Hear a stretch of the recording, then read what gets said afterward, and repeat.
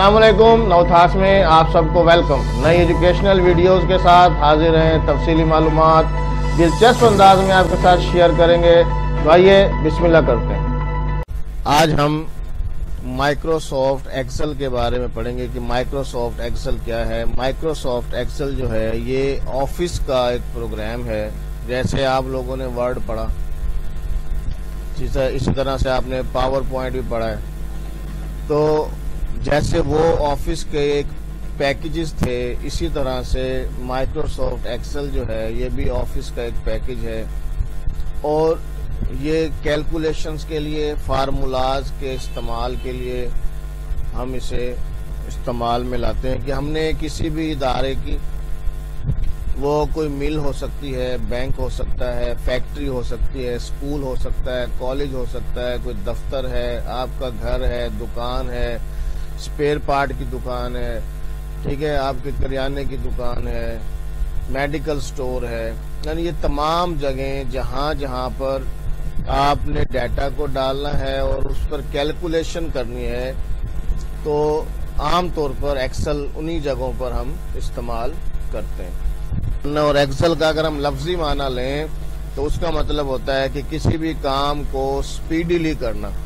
Excel का अगर लफ्जी माना लें तो क्या होगा? स्पीडीली, ठीक है। और इसकी स्पीडीली जो यानी स्पीड जो है इसकी, वो क्या है कि आप जब कैलकुलेटर पर कैलकुलेशंस करते हैं तो आप खुद तसव्वुर कर लें कि आपकी बटन से उंगली भी नहीं उठती और वो आपका जो सम है, वो जो आपका सवाल है, वो हल हो चुका होता है।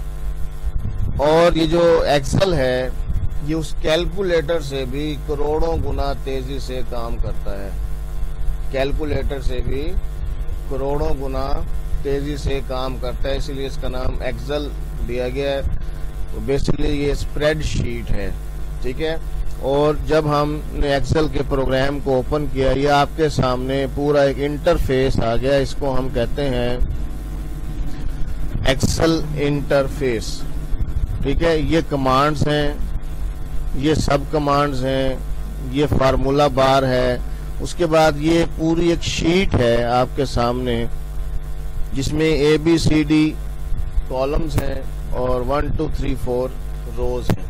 वर्टिकल लाइंस कॉलम्स कहलाएंगी और हॉरिजॉन्टल लाइंस रोज कहलाएंगी।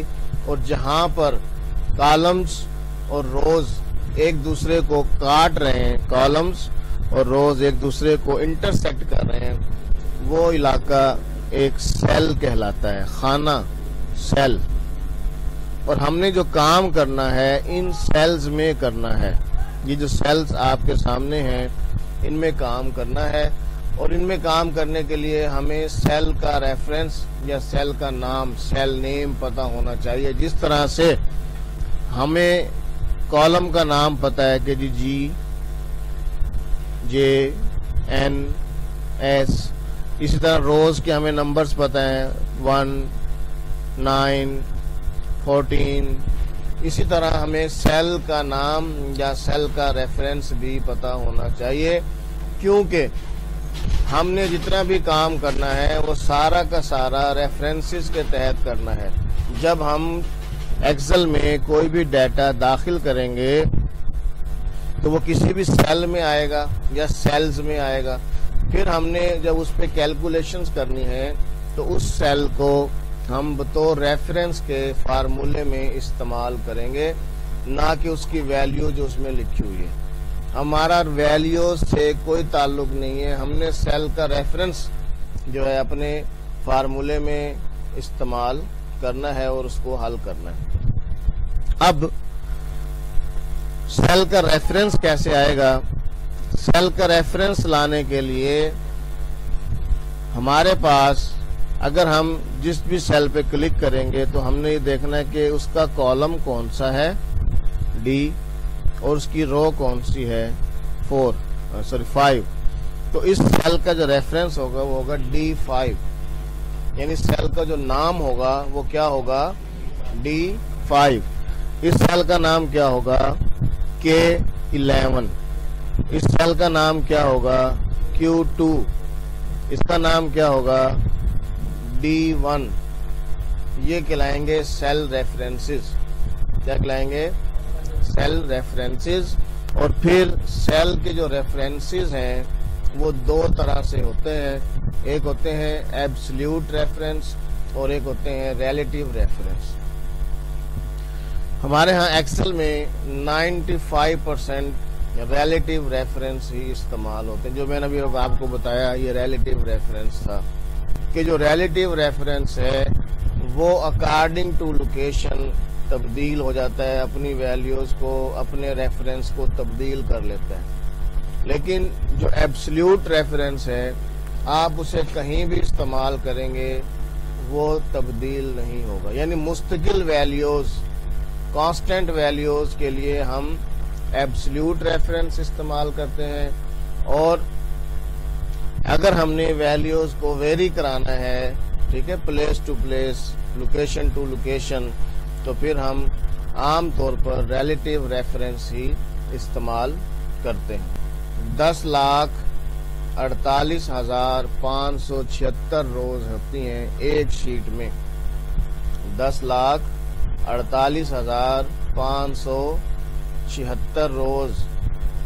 जब आप इसको अगर देखना चाह रहे हैं तो आप कंट्रोल बटन दबा के डाउन एरो पर क्लिक करेंगे तो आप सबसे आखिरी वाली रो पर पहुंच जाएंगे, और अब आप देख रहे हैं कि 10,48,576 रोज हैं एक इसमें शीट में।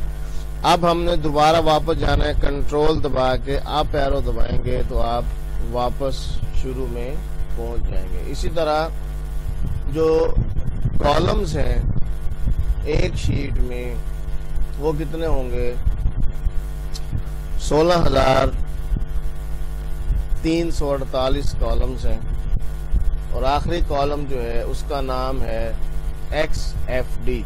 यानी ये जो कॉलम्स हैं ये A to Z चलेगा 26, फिर रिपीट होगा AA, AB, AC, फिर BA, BB, BC, फिर CA, CB, CC, इस तरह से चलता हुआ जो आखिरी कॉलम होगा वो होगा XFD। अब उसको भी आपने देखना है तो आप कंट्रोल का बटन दबा के राइट एरो प्रेस करेंगे तो आप आखिरी कॉलम पे पहुंच जाएंगे। इसी तरह वापस जाना है तो वही लेफ्ट एरो कंट्रोल के साथ प्रेस करेंगे तो आप शुरू में पहुंच जाएंगे। क्लियर हो गया। अब इसमें एक हम लफ्ज इस्तेमाल कर रहे हैं फार्मूला। हम कहते हैं फार्मूला इस्तेमाल करना है, हमने फार्मूला इस्तेमाल करना है। तो फार्मूला क्या होता है, व्हाट इज फार्मूला? फार्मूला एक ऐसी तहरीर होती है जो वैल्यूज को कैलकुलेट करने के लिए इस्तेमाल की जाती है। मुख्तलिफ साइंसेज में, सब्जेक्ट्स में फार्मूला मुख्तलिफ किस्म का होता है। केमिस्ट्री के अलग होते हैं, फिजिक्स के अलग होते हैं, मैथ के अलग होते हैं, स्टैट के अलग होते हैं, ठीक है। इस तरह ज्योमेट्री के अलग हैं, ट्रिग्नोमेट्री के अलग हैं। तो यहाँ पर हम बहुत सी फील्ड्स के फार्मूलाज इस्तेमाल करके उन्हें कैलकुलेट करा सकते हैं, बशर्त ये कि हमें उसका तरीका पता हो, उसका कि वो फार्मूला लगता कैसे है। तो अगर आपको सही लगाने का तरीका आता है तो आपका एक्सेल आपके उस फार्मूले को कैलकुलेट कर देगा। तो फार्मूला जो है it is an expression, it is a notation that is used for calculation. Formula एक तहरीर है, एक एक्सप्रेशन है, एक नोटेशन है जो कि वैल्यूज को कैलकुलेट करेगी। और उस तहरीर में जो आप लिखेंगे उसमें कुछ वैल्यूज होंगी, कुछ सिंबल्स होंगे, यानी अलामतें होंगी, ठीक है। वो अलामतें उन वैल्यूज को कैलकुलेट करेंगी अपनी अपनी डोमेन के मुताबिक, अपने अपने काम के मुताबिक। कोई जमा की अलामत है, कोई नफी की है, ज़रब, तकसीम, इसी तरह बहुत सी और भी अलामतें हैं जो हम इस्तेमाल करेंगे फार्मूले में।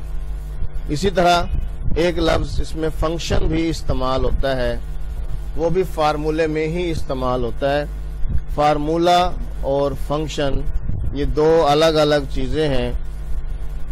और फंक्शन जो है वो कोई भी खास लफ्ज हो सकता है जो खास काम के लिए इस्तेमाल किया जाता है। आप रूटीन में काम कर रहे होते हैं, कपड़े चेंज कर रहे हैं, जूते शूते पहन लिए, कलर शलफ लगा लिया, और घर वाले पूछते हैं आप भी किधर जा रहे हैं, तो आप कहते हैं फंक्शन में जा रहा हूँ। तो जो फंक्शन आप कह रहे हैं वो आपकी बात पूरी समझ नहीं आती, बल्कि आप से सवाल किया जाएगा अभी कौन से फंक्शन में जा रहे हो, तो आप कहेंगे जी वो वलीमे का फंक्शन है, शादी है, नात खाने का फंक्शन है, प्राइज डिस्ट्रीब्यूशन का फंक्शन है, स्पीच कंपटीशन का फंक्शन है, 6 सितंबर के हवाले से फंक्शन है, 14 अगस्त के हवाले से फंक्शन है।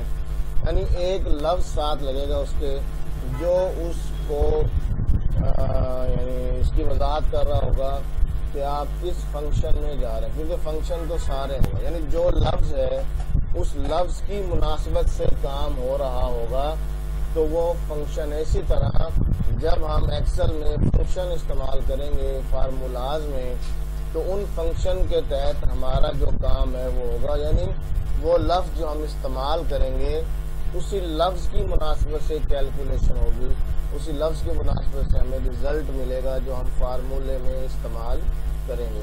तो एक फार्मूला सिंपल है जिसमें हमने फंक्शन इस्तेमाल नहीं करना, और एक फार्मूला है फंक्शन के साथ जिसमें हम कोई भी एक लफ्ज, एक मखसूस लफ्ज इस्तेमाल करेंगे और उसी के मुताबिक जो है वो काम होगा।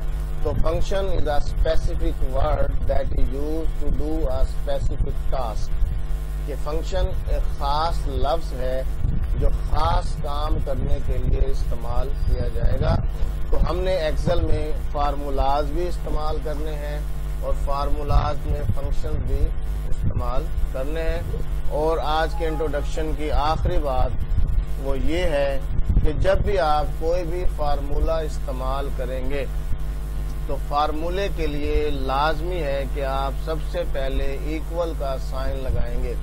अगर आप इक्वल का साइन नहीं लगाएंगे तो फार्मूला अप्लाई नहीं होगा, वो जस्ट वैल्यूज तो होंगी लेकिन वो कैलकुलेट नहीं करेंगी। इसलिए जैसे हम कैलकुलेटर में जब भी कोई सवाल, कोई इक्वेशन हल करते हैं तो सबसे आखिर में इक्वल का साइन प्रेस करते हैं, लेकिन एक्सेल में हमें सबसे पहले इक्वल का साइन लगाना होगा और उसके बाद फिर हम अपना जो भी फार्मूला है वो अप्लाई